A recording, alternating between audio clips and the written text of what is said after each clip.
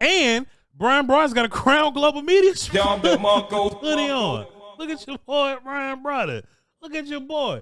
Yeah, we this lightweight one too, man. This is good. It's got some lightweight to it. I like it though. It's kind of roomy, kind of like be wearing them in Oxnard when the rudder room. The rudder room. We'll be out there on the beach, you and I.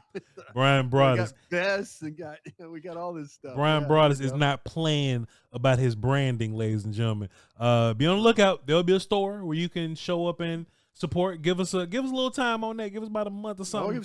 We got to work on that content. We got all that content, but yeah, I'll find a way to get you some hats and hoodies and me, the old man. I got you a vest. I mean, I'm looking forward to seeing you in your vest at the rudder room, walking around, cigar, you argue with Clarence Hill about some ridiculous point he made. I don't know if you noticed, Brian, but my outfits are very planned out and they're very coordinated. So you looked more professional when we went and saw our telestrator. Yeah. You looked far more professional. And by the way, thank you for coming up with really, really, really good questions. For sure. Really good questions. Yeah, that's that tech guy in you, right? But yeah. I felt like I watching you work on that thing, I was going, this guy likes what he's seeing on this thing. So we're good to go. But excited about that. So a lot going on. It's getting close. We're getting close to camp. By the way, this is our last show before we take a little break, and then next time you hear from us, we'll be in Oxnard. Yeah. So looking forward to that. Brian just moved right past me being well dressed. He just said it and moved on, bro. But no, you're always well dressed. But Brian, the reason why is because, for one, you the money. So you can walk around with shorts and an LSU shirt all you want to. You the money. You know what I'm saying? But if I'm going to give in my mind, I was like, there's going to be a moment where I got to give a presentation.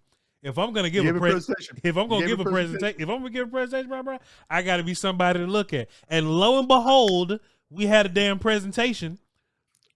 A presentation opportunity for me to give one. I didn't have water on my damn hood like I do now because I'm incompetent. But there was an opportunity for me to give a presentation on a big touchscreen telestrator board. You were good, man. You were good. You dialed in. You asked the right questions. I looked at Zach Rowe. I say, man, I think Voch has found him something he really likes here. So yeah, it was nice to get that done. Really excited about all these things that we got going. I swear to you folks, I'm going to start putting this thing together, and we put it together. I'm going to show you it all. I just want to make sure. I want you to see it. I want you to see my website, not mine, our website. Sure. Super excited about what William Boykins, who did the Cowboys one, what he's done for us. It's just really, really a lot of great things. I promise you, it's all coming together. I was just on the phone with some folks before we got here, but this is our last show, as you would say. I got some questions for you. Let me jump out of the gate. This is thinking about training camp. This is about when you and I, we land on the 21st. We're watching practice on the 22nd for a week. We're going to have you and I together seeing things. I'm going to ask you a series of questions that kind of lead into training camp, but it's really specific on certain things. Okay. And then you tell me what you think and we'll discuss. Okay. Sure. Here we go. First one out of the block. Voch. Player we're going to knee jerk the most about. Player we're going to knee jerk the most about at camp. You can say it as you and I, media. You could say, folks watching, we are going to knee jerk about this player the most at camp. Just to make sure that I'm clear on the definition of knee jerk, is that kind of like an overreaction to somebody? Bingo. Yeah. Okay. And that can be in a good or a positive way, correct? Absolutely. Well, Brian, let's break this down in categories then.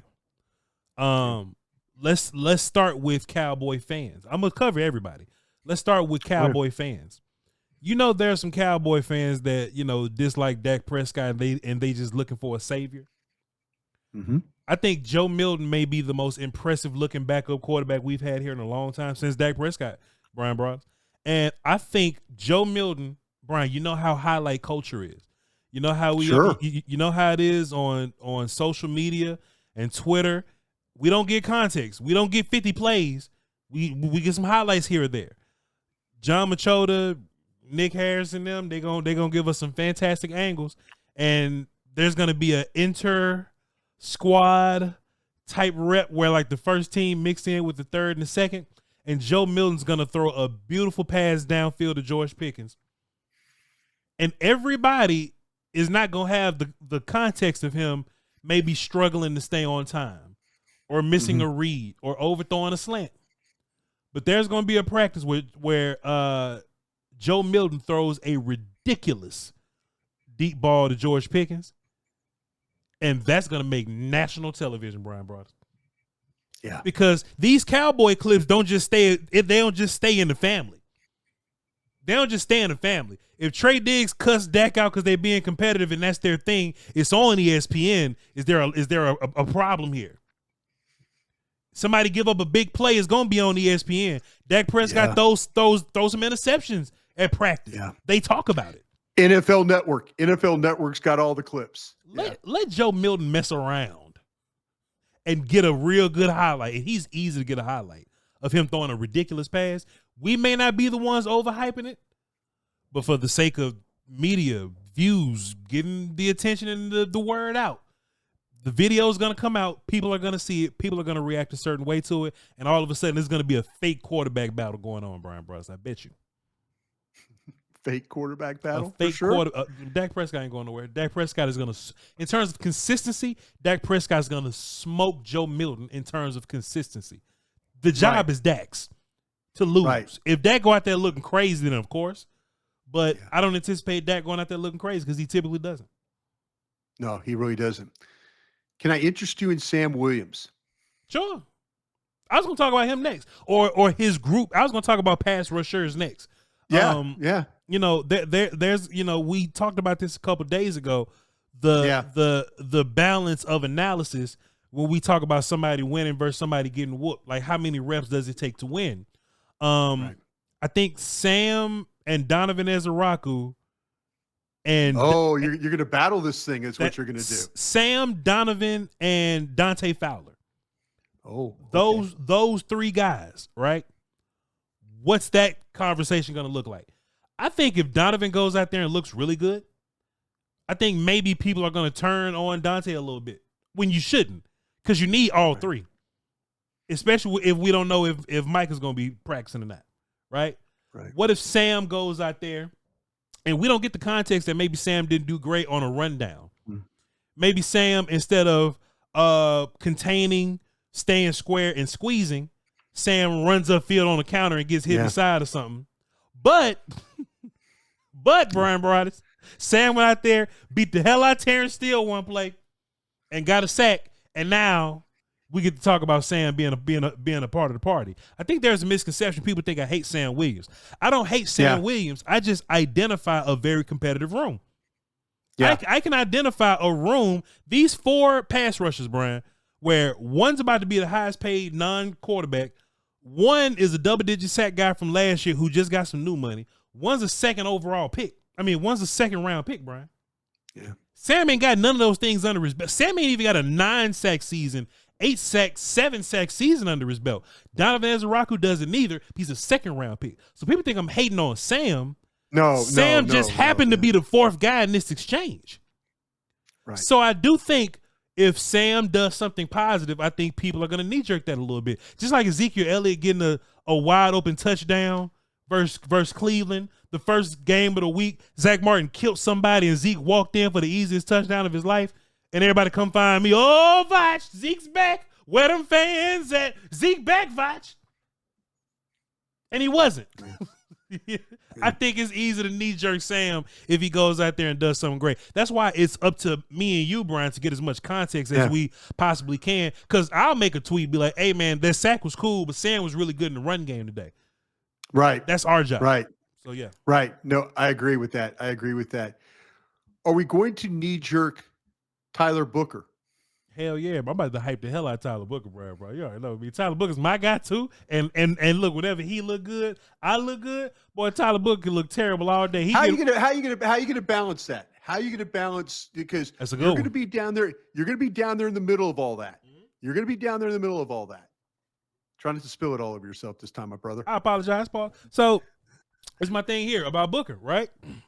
Yes, he's a rookie, but you can't put rookie tag on him because we need him. Oh, We need him. oh, yeah. We need him. So you a starter. You 12th overall pick. You got Jalen Carter week 1. You in the game. Yeah. I think it'll be a grave mistake for the Eagles to leave Jalen Carter on Tyler Smith the whole game. Yeah. So Book got to see him at some point, right? So if you know Tyler Booker versus Denzel Jackson doesn't fit my eye, Brian Broaddus. Doesn't fit your eye at all. No, that doesn't fit my eye at all. But those Osamazi battles, I think those are very important. Those are very important. Let's say on a percentage, or let's just say 1 out of 10. 10 reps. I think that's a good, quantitative factor there. 10 reps. I want Tyler Booker to beat Mozzie 7 times. Okay. I like what you're doing there. You know me. This is the Zach Martin. Yeah. This against the human log, Woods, that kind of thing. I expect Mozzie and Booker to be close. Even if they're 50-50, I'll take it. If they're 50-50, I'm respecting Mozzie a little bit now. Yeah. Because now Mozzie's showing up and showing some fight, and he ain't just quitting. He ain't just letting the rookie do stuff to him. Right? Yeah. But I would still prefer Booker to be 60-40 over Mozzie. Mm-hmm. Osa, 70-30. Mm-hmm. Seven wins going. I think that's fair. I think 7 wins to Osa is fair. Osa just got the contract. Osa's one of the better 3 techs in the league. Flus is about to create this scheme that's centered around Osa being free. I think it's fair for Osa to win most of them. But you just talked about knee jerking. Yeah. If it's 60-40, yeah. Boy, I'm finna go crazy on that 40 to Booker's side. If Osa wins 6 reps out of 10 and Booker wins 4 reps out of 10, I'm excited about them 6 that Osa won. I'm over. It's gonna be hyperbole Jones up in here. Okay, if you get to a situation and you got to be fair about this, which you will be. Sure. I think you will be. Yeah. What if it turns into Booker? What if he wins 1 out of 10? And then is it going to turn into, oh damn, we're playing Carter, we're playing Lawrence, we're playing. How is this guy? How do you talk people off the ledge on that one? I need so much more context now because I didn't plan for this. But my next question is, how many did Hoffman win? Yeah. So this is like versus Osa we talk about, right? Right. Okay, so if Brock Hoffman and Tyler Booker are only winning 1 out of 10, I'm thinking, man, this might be an emergency because Osa is one of the better 3 techs in the league. If you only win 1 versus Osa, I can imagine you'll be fine for half of the year. There'll be 8 games you'll play. We play against the Falcons. We'll play against some team that I said Falcons first team part of my mind, but some team that ain't got a fantastic 3 tech, right? Yeah. All the teams that don't have fantastic 3 techs, you'll be cool versus them. Yeah, but you play a lot of teams that do have really good 3s. That's the problem. That's the problem. Kansas City's involved, Philadelphia's involved. Vikings in them. Yeah. Vikings, yeah. I would be hurt if Tyler Booker only won 1 rep versus Oso Odigizua. But I need context, Brian. Like the more information matters. If he's beating the hell out of Mozzie, but he just can't get one on Osa, then that just means Osa's having a really good camp. You know what I mean? Mm-hmm. Then I want to see what Osa look like versus Tyler Smith. And then we can make that assessment here. But deep down inside, I need Book to have more than 1 win versus Osa. At least 3. Yeah. Out of 10. But you'll be fair about it. I'll be fair. You'll be fair that like, okay, this was a rough day. Yeah. And you know what? I could see myself too, like when some of these clips are posted and they say, oh, look at this ass kick. And I'm like, you didn't see the other 4 that he won. Sure. Or you didn't see the times that, you didn't see those. See, Brian, I got a secret weapon for the Voch Lombardi Crown Global Media page. I got a secret weapon, Brian. Yeah. You ain't never seen these before, Brian. But these meta glasses, Brian, this is a camera. Oh, so we're gonna okay, I got you what you're doing. So I'm not gonna be distracted with the phone, what I mean? I'm gonna get the POV from the glasses, you know what I'm saying? So I'm gonna get as many reps as I possibly can. I'm not just gonna be looking at one. I may edit them down and but I'm gonna get as many reps as I possibly can. I'm gonna give the full picture of what this player did the best I possibly can. Yeah. How about this one, Voch, for you? Hell yeah, Brian. All eyes on this guy. Yeah. All eyes on this guy. Can I do a trait? Can I do like a not like a guy, but can I do like a thing? Can I do like a theme, like a piece of something? You're a guy with about 100,000 subscribers. Go for it. You're right, huh, Brian? Bro, you are right. I'm huh? right. I'm damn right about that. I said this on one of my Bleacher videos. Y'all can go watch the Bleacher video, Brian. You know what I'm saying? I said this on one of my other platforms. There, they pay me. They don't pay me as much as Brian do, but they keep the lights on. I'm trying, man. I'm trying. Hello, sponsors. Brian, I think the running back pass protection situation. Ooh. Yeah. They're not allowed. Preach, my brother. Preach, my brother. They're not allowed to tackle to the ground, Brian. Mm-hmm. Stay up. Stay up. Stay off the ground. You know what I mean? Off the ground. Stay off the ground. And the weird part about it is that I don't think the old guys are going to play preseason. Oh, please don't tell me that. I don't think the old guys are going to play preseason. Please don't tell me that. I think Javonte. God, that would hurt me. I think Miles and Javonte going to be chilling. Where I think these battles are going to be won and lost, Brian Broaddus, is I think the young guys are going to have every opportunity to take those jobs if they can protect. If Jadon Blue can pass protect, the conversation's over. He's the guy. He's the guy. We just don't know if he can. If Jadon Blue can pass, because we know that Jadon Blue, the ball security stuff. Not going to worry about that anymore, right? No, he's fine. He'll be. And if he, I like what you're saying. And if he fumbles, I mean, hey, get your ass. You know what I mean? But we've seen Tony Pollard be the most talented running back on the team, but he sits down because he didn't have pass protection down pat, right? Got better at the end. So Jadon Blue may have more talent in his little body than Javonte Williams, but if Javonte does the veteran things better, then Javonte gonna start. If the coaches can trust him, then he's gonna be the one that's getting opportunities. So what we're going to be able to see at practice, where we're going to get the most reps in preseason game, they only may get 10 reps apiece, something like that. Yeah. At practice, throughout this whole thing, there are going to be a lot of opportunities in these pass blocking situations. If Jadon Blue and Phil Moffitt can prove themselves to be competent pass blockers, then they'll be involved. If you're Jadon Blue, you don't want to give the coaching staff an excuse to take you off the field. We don't have a problem with Jadon Blue, the runner, or the catcher. Jadon Blue, the blocker, if you can prove yourself in the game, I mean, in practice, I don't think there's a reason why you take Jadon Blue out the game. I don't either. For Javonte Williams. I don't either. I really don't. Hell yeah. So I'll be watching running back pass blocking for sure. Did you have something on there before I move on to my next thing that I'm looking for?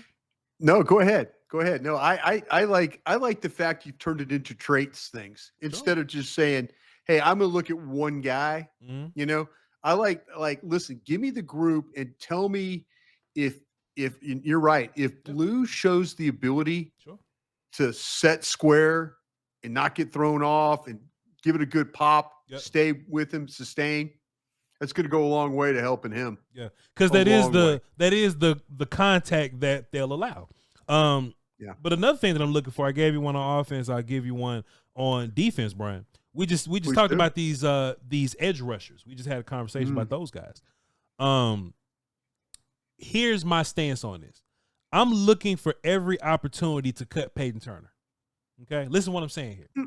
I'm looking for every opportunity to cut Peyton Turner. I don't think Peyton Turner's a guy, right? I want not as a pass rusher. No. Listen what I'm saying. No. Listen what I'm saying. I'm looking for every opportunity to cut Peyton Turner. So I see. I want my defensive end group to not have to be so rotating, right? Rotate to keep us fresh, but don't narrow me down to like a job.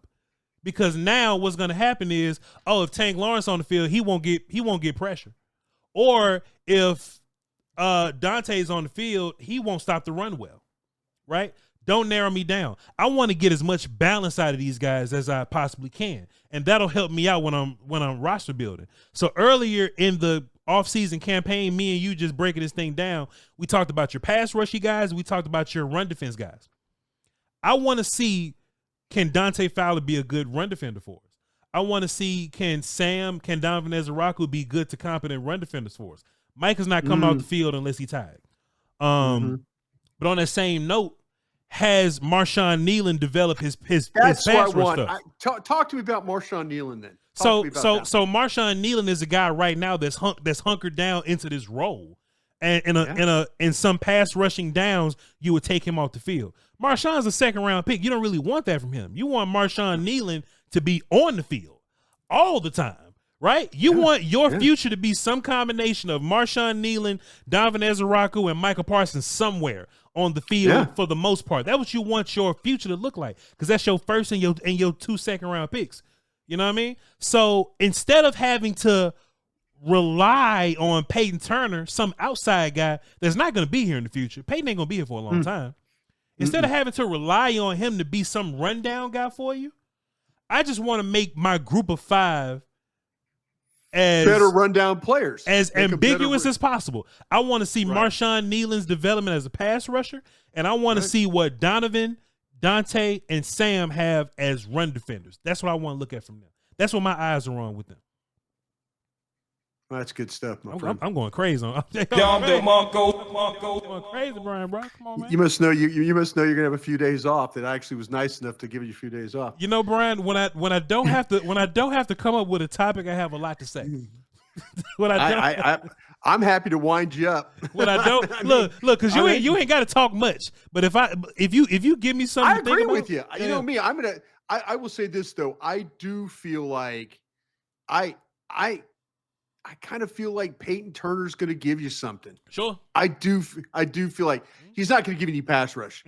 He's not going to give you any pass rush. If I need Marshawn Nealon to be big step from him, a pass rusher and a good run defender like he's been. Yep. I need him to be that. Yep. If the other guys have to rush the passer, please, you just be a good run defender. Yeah. But I need Fowler and the Ezeraku and those guys to be good run defenders too. Yeah. They don't have to be great, but just be good. Yeah. Okay. Player the media is going to talk about the most. Offense or defense? Player, doesn't matter. Player, the media is going, and I know we had player we're going to knee jerk about. That's kind of, Yeah. But the media every day is going to be talking about this guy. Let me start with low-hanging fruit. Good or bad. There'll be times when you and I are working, and then we'll do a show, and then and in the Rudder Room, and then we'll all be in the media, will all be talking about, but what about this guy? Well, what about, you missed that. Did you see that guy today? That kind of thing. Yeah. Somebody in the media that we're all going to be talking about, standing on the practice field watching every day. Well, let's start with the low-hanging fruit. We're going to talk about Michael Parsons and his contract every day. That's going to be a problem. We're going to constantly have dialogue about Mike and his contract every single day.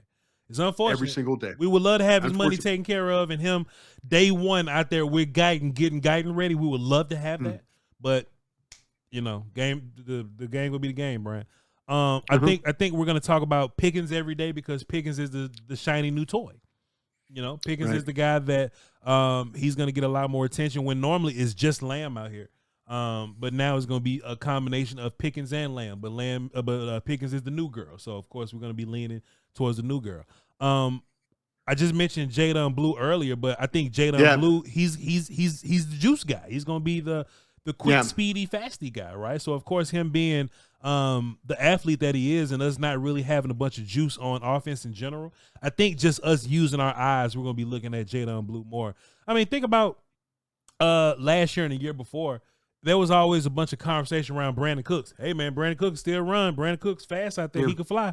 I think Jadon Blue is right there in terms of like how much he can fly.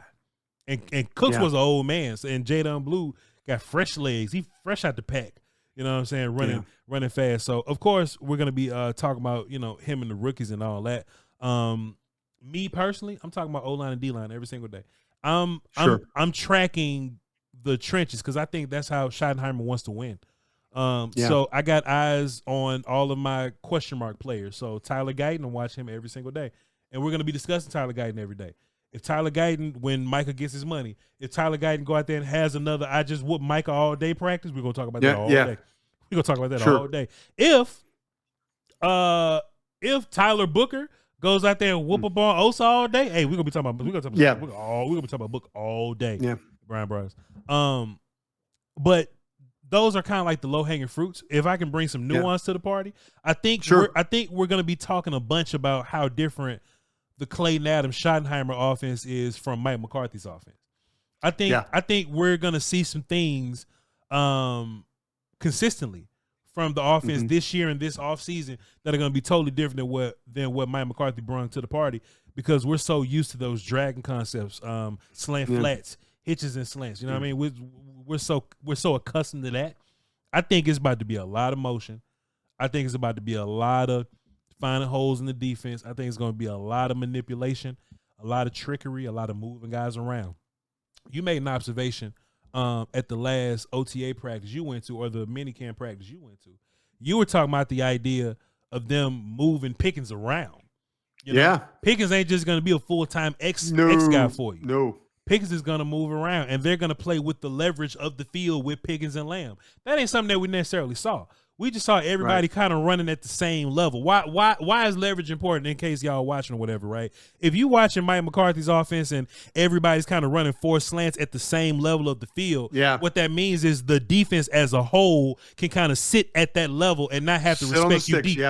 So I don't mind hitches and slants or running short, but let Lamb run something short and let Pickens run something over him, and let Turpin cross the field on the other side at a different level, right? So that's what Schottenheimer has alluded to doing. That's what, if you listen to Turpin talk, Dak talk, if you listen to some of these guys, they'll give you hints of the offense.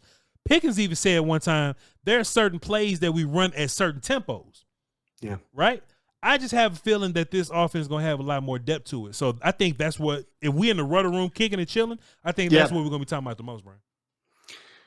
I think we're going to be talking about CeeDee Lamb every day. We should. I think we're going to be talking about CeeDee Lamb every single day. And I think everybody, you mentioned the nice new shiny toy with Pickens. Yeah.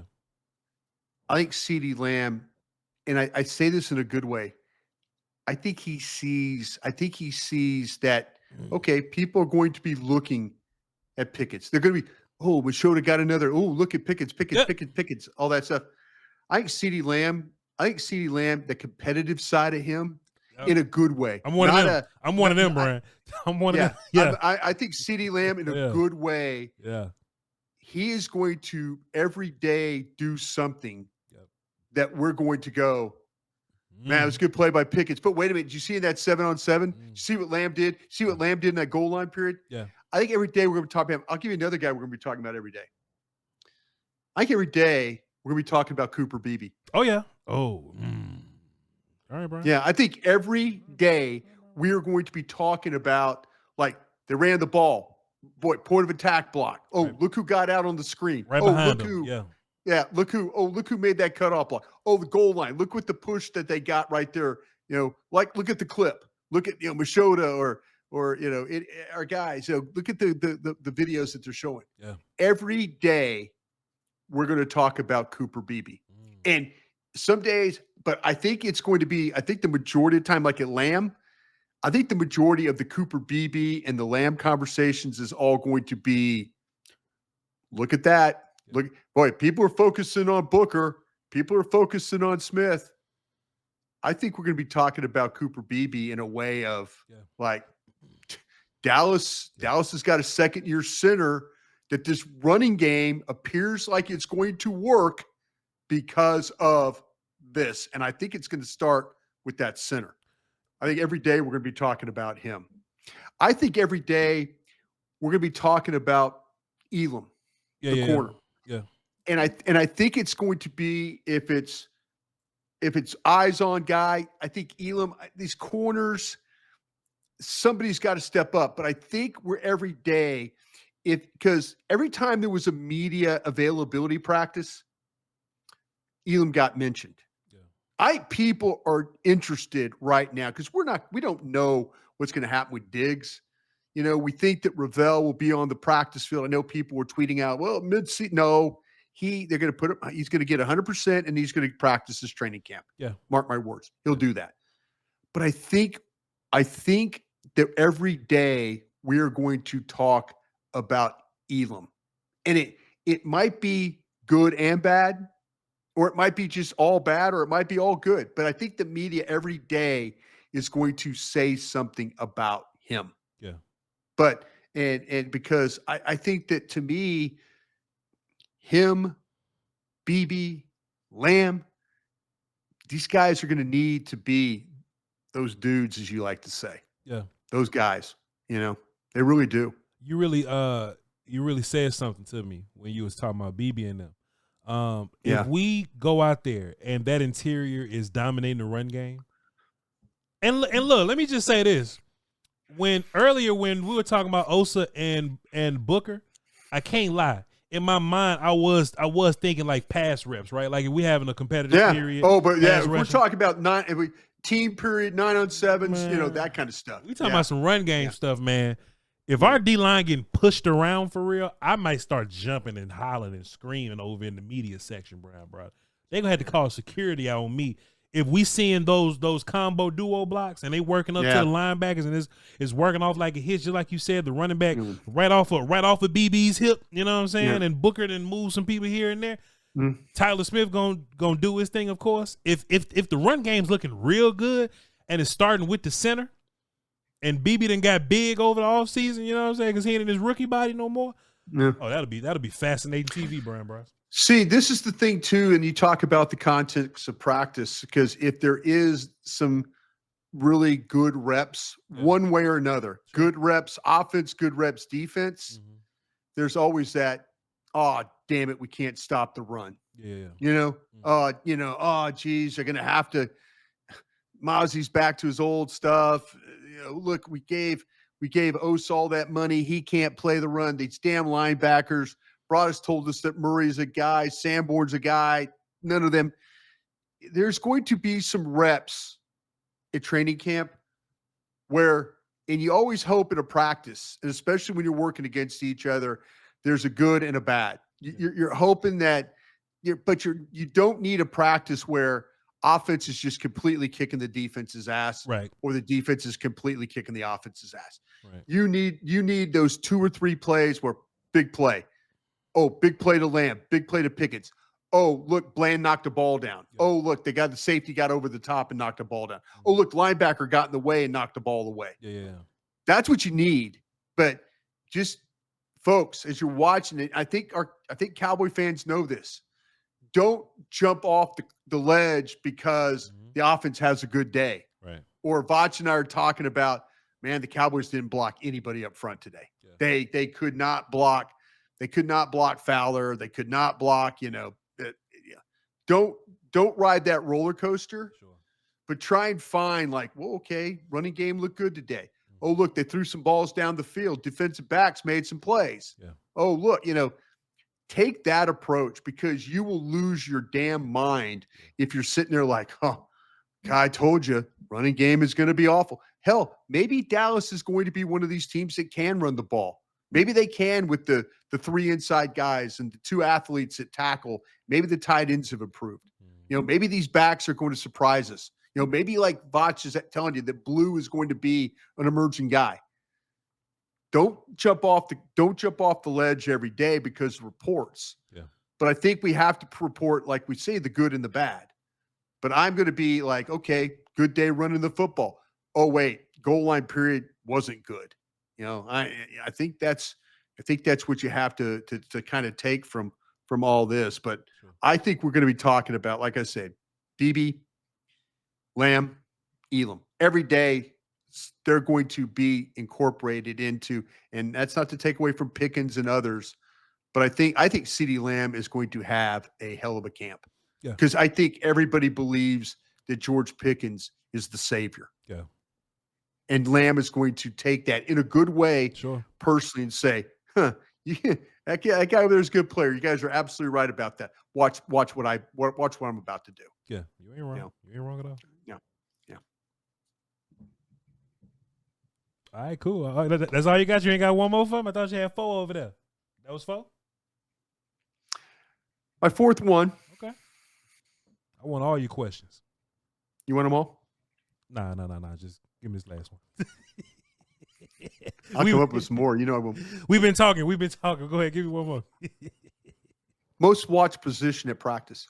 Oh man, I just told you that. Well, Mm-hmm. Brian Broaddus. Mm-hmm. I'm most watched position group at practice. Your boy's gonna be watching offensive line. Oh, I know you are, Brian Broaddus. I know you are. I do think for the most part, I think people are very interested to watch Pickens in general, Pickens and Lamb in general.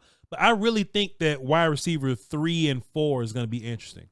Mingo and Tolbert and those guys, I think Mingo so too. Mingo and Tolbert. I think so too. I think it's going to take.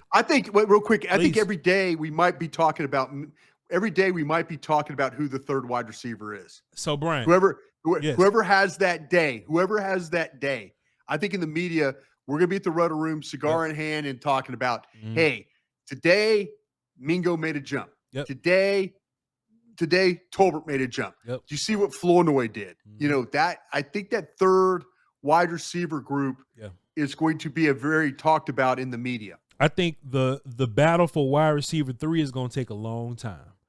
I think it's going to take the entire camp because and Brian, this is the best thing that the front office has done, man.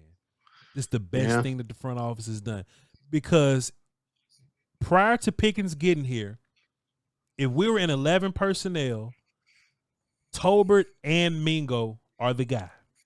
Mm-hmm. And that might make them comfortable. That might make them just have to rest on their laurels and just kind of settle a little bit. Like, hey, man, we both on the field at 11 personnel. We're brothers. Mm-hmm. Now they got to fight for their position, Brian Broaddus. And I bet you, and look, they both going to play during the season, but one's going to get 70% of the snaps and the other's going to get 30 because they won the battle. I think they're gonna go at each other competitively. They're gonna be cool, of course, but competitively, I think they're gonna. Yeah. You think Lamb gonna try to show up Pickens? You think Lamb gonna try to show up Pickens? I believe it with all my heart. Mingo and Tolbert finna fight Brian Broaddus. Oh, I agree on that one too. Because the winner gets 70% of the snaps in 11 personnel. Yeah. And I think it's going to take the whole camp to figure that out. I think it's going to take 3 preseason games. I think it's going to take every single scrimmage we got, every single camp battle to gather data. And the winner that takes wide receiver 3 is going to get the vast majority of those reps. Wide receiver 4 is going to be figured out quickly. Whoever lost, you wide receiver 4. Yeah. Wide receiver 5 is going to get sorted out quickly. All right, well, you, Flournoy, Brooks, or Holden are there. Turpin automatically got the last spot. I agree. But instead of all those guys being on the team, 2 got to get cut now, Brian Broaddus. I agree. That's how hard competition is. That's how impactful this George Pickens move is. 2 got to go now. All y'all was going to make this. Brian, we was going to get participation trophies up in here. Jalen Brooks was going to make the team. Sure. Flournoy was going to make the team as wide receiver 4 and 5. 4 and 5. You add Holden, you add Pickens, 2 going to get cut now, Brian. Yeah. 2 of those guys going to get cut. Turpin chilling. Mingo and Tolbert fighting for their life. For real. And the first 2 guys, they just fighting for attention. They'll be all right. They just fighting to show off. They just fighting to show off. See which one's the better of. Yeah. But I think wide receiver 3 and wide receiver 5 is going to be a bloodbath, Brian Broaddus. I think everybody's going to be talking about that because if Dak is the quarterback, and plus Brian, Milton gives us looks now. Yeah. Cooper Rush ain't just going to check the ball down in preseason no more. You know what I mean? We're in a preseason game. What you checking the ball down for? The best look those wide receivers had was Will Grier 2 years ago when Dak Prescott was calling the plays and Will Grier went out there and threw for like 400 yards for no reason. Wide receivers got a great look that day. I think Joe Milton and Greer's back. I think wide receivers are going to get some great looks the whole camp and in these games, I think wide receiver 3 gonna be something we're gonna be talking about every single day. Wide receiver 3, wide receiver 5. If that, because Dak elevates all those guys. Right. Man, did you see the pass Dak through the Mingo? Yeah. Man, Jalen Brooks went out there and stretched out and caught that mug. Yeah. Man, did you see Flournoy run past XYZ? Flournoy showed me he's a little faster than Brooks today. Yeah. Oh, he showed me he'll go up and get it. Did you see what's the name blocking today? Oh, Yeah. right. We're gonna stay talking about receiver. I'm gonna be talking. Voch is gonna be talking about offensive line. Yeah. But I'm gonna be well versed in the wide receiver conversation as well. Because you'll see it every day. Yeah. You'll see it every day. For sure. Between my last point to you, between defensive line and secondary, which is going to be the most watched? D-line. I think secondary. I think where we're at as a media group and as a fan base, I think whoever we roll out there in the secondary is who we roll out there. You know what I mean? Whoever That's won, who we are. That's who we are. Whoever won the job won the job. Kalen Carson won, cool. Get Kalen Carson. Revel's healthy, he good to go. He made some play, cool. Give it a Revel. Whoever makes play, people ain't got favorite DBs out there. You know, there's some people on the internet right now telling me that I'm wrong about Sam Williams and that he's gonna beat Dante Fowler or something, or he's gonna beat XYZ. You know what I'm saying? I think people get real invested with some of these pass rush battles because I mean, pass rushers got different styles. People like different styles or whatever. But and then when Micah does come back, right now the O-line D-line battle is a conversation. I think if you see Pickens or Lamb whoop somebody, it's less about the person that got whooped and more about Lamb and Pickens just making a great catch. It's something about O-line and D-line where we give a report on both sides. You know what I'm saying? How many times have we been watching Oxnard and we'll go, man, CeeDee Lamb made an incredible catch, but we never see, CeeDee Lamb burnt the hell out of Anthony Brown. Like, we don't see both sides on that, right? But it's something so intimate about offensive line. It all happens within a couple yards of each other, and you can't help but you can't miss who lost. You can't miss who lost. So what we'll say is, Booker and Osa had a good rep that day. What such and such had a really good rep. Book had a fantastic rep, but it's Denzel Jackson, so it don't count. Yeah. See, that's Book had a fantastic rep, and it was Osa.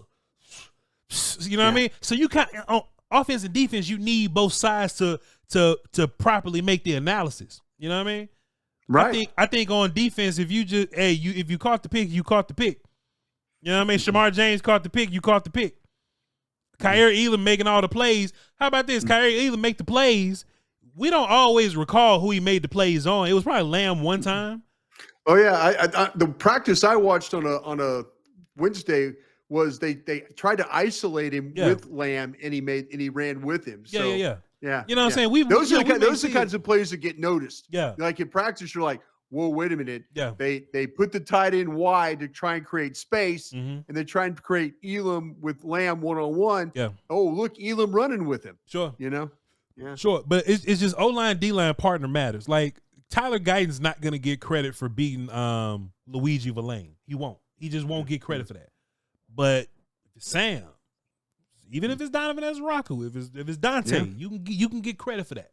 So I'm watching trenches, Brian Bros. That's me. And everybody should. Yeah. Should be fascinating, man. Looking forward to it. Yeah, Brian Bros. I really apologize that I got on this thing and rambled for 45 minutes and barely let you talk. I apologize, man.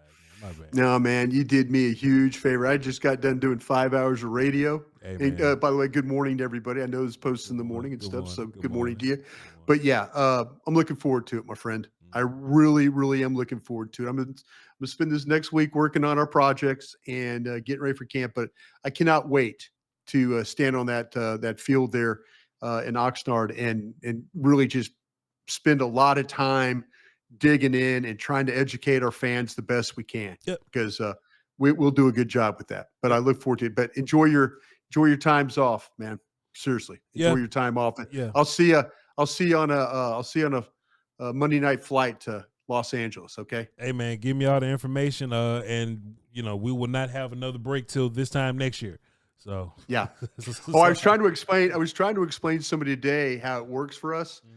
And I said, and they goes, well, when football's over? And I'm like, well, let me tell you this.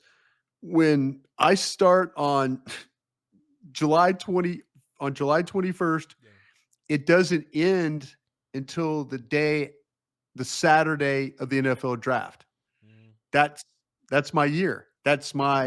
Whereas the season might be over and all that. No, we carry this thing all the way. And that's the great thing about with us, what we do at Crown Global Media is being able to carry this thing through like we did and carry it through a season and then carry it through a draft. And so that's what's exciting to me. So once it starts on the 21st, it doesn't end till Saturday when Mr. Irrelevant's picked. I don't even count that, Brian Broaddus. I think this is a 10-month operation because even once draft is done, what we doing? Undrafted guys, and now we talk specifically about the guys that we. If anything, we get more busy because all your podcast and radio friends want to hear what you got to say about the 7 or 8 guys you got. Right? Oh no! So it ain't over. It ain't over. It ain't over. Like I say, in my mind, I'm kind of like, but then you deal with the OTAs and all that stuff like that. But a totally different thing. But I just know in my heart that I signed up for July 21st until Mr. Irrelevance announced. I signed up for that, and then the extra stuff that I do, I'm excited about that too. But that's what we're going to be doing right now. I'm looking forward to it. That's what we're doing, Brian Broaddus. Y'all be sure to follow me at VOCHLOMBARDI. Tap in with Brian at BRY. Broaddus is going to be a very exciting next couple of weeks. So y'all enjoy. For sure. Enjoy y'all. For sure. I'll still be doing content on YouTube. So just be looking out for the little small stuff I'll be doing. But the 21st, you'll know when it goes down because we're gonna let y'all know. All right. So absolutely. Enjoy the rest of y'all day. Y'all go get some breakfast or something. We love y'all to pieces. Y'all hold it down until next time. All right. Crown.